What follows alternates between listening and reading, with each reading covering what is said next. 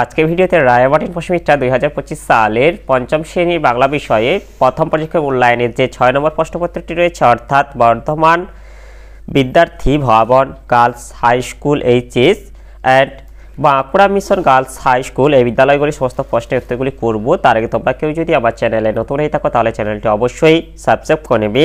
প্রথমে একইটা আছে, সঠিক উত্তরটি বেছে নিয়ে লেখো যে কোনো 8টি। একের এক আছে গ্রামটার আদি নাম ছিল, এটা হবে সালগেরিয়া। একের দুই আছে দলে দলে বুনো হাঁসেরা উড়ে চলেছে, এটা হবে তীরের ফলার আকারে।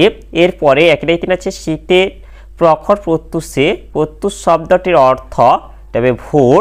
এরপরে একের থেকে 4 আছে হাবু তার, এটা হবে শেষ দাকে পাগল বলেছিল।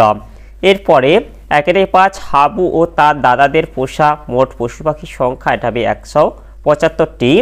এরপরে একের 6 দরবার শব্দটির অর্থ হলো এটা হবে সভা।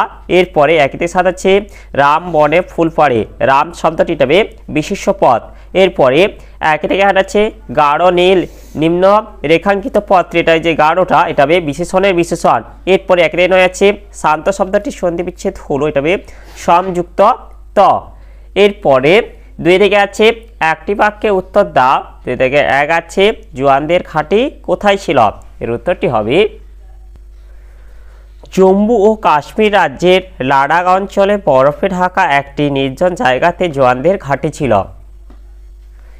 এরপরে 2 থেকে 2 আছে এতোয়া নামটি কেন হয়েছিল, এর কারণ হলো এতোয়া রবিবারে জন্মগ্রহণ করেছিল বলে তার নাম এতোয়া হয়েছিল। এরপর 2 থেকে 3 আছে সব চলে যায় ওর বস্তায়, কার বস্তায় কি কি চলে যায়, এর উত্তরটি হলো এতোয়ার বস্তায় টোকো আপ, শুকনো কাঠ, মেটে আলু, মজা পুকুরের পাড় থেকে তোলা শাক চলে যায়।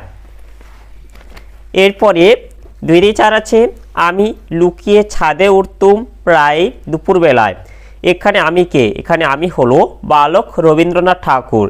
এরপরে 2 থেকে 5 আছে সেইখানে অত্যন্ত একলা হয়ে বসতুম, কথক কোথায় কখন অত্যন্ত একলা হয়ে বসতেন, তবে কথক অর্থাৎ রবীন্দ্রনাথ ঠাকুর দরজার সামনের সোফায়, তেতলা দরজার সামনের সোফায়। আর এটা কখন হবে, যে দুপুরবেলা যখন তার বাবা থাকতো না তখন একলা হয়ে বসতো।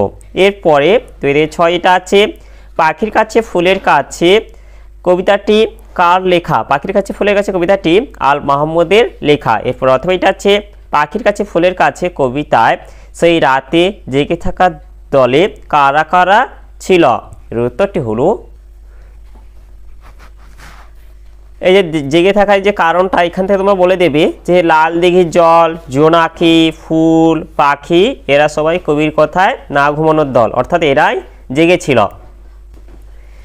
এরপরে 2 থেকে 7 আছে বিমলার অভিমান কবিতায় ছাগলে কোন গাছ মুড়িয়ে খেয়েছিল, বিমলার অভিমান কবিতায় ছাগলে নোটে গাছ মুড়িয়ে খেয়েছিল।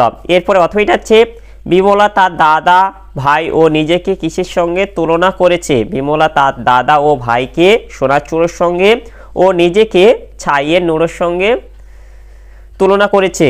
এরপরে 2 থেকে 8 আছে ডাক দিল আয় আয়, কে কাকে ডাক দিয়েছে, এটা হবে কোত্থেকে এক উটকো পাহাড় কবিকে ডাক দিয়েছে। এরপরে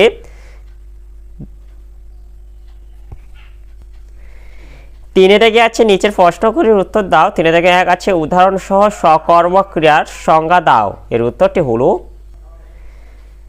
যে ক্রিয়ার এক বা একাধিক কর্ম আছে তাকে বলা হয় সকর্ম ক্রিয়া, যেমন বাবা খাতা ও পেন দিলেন।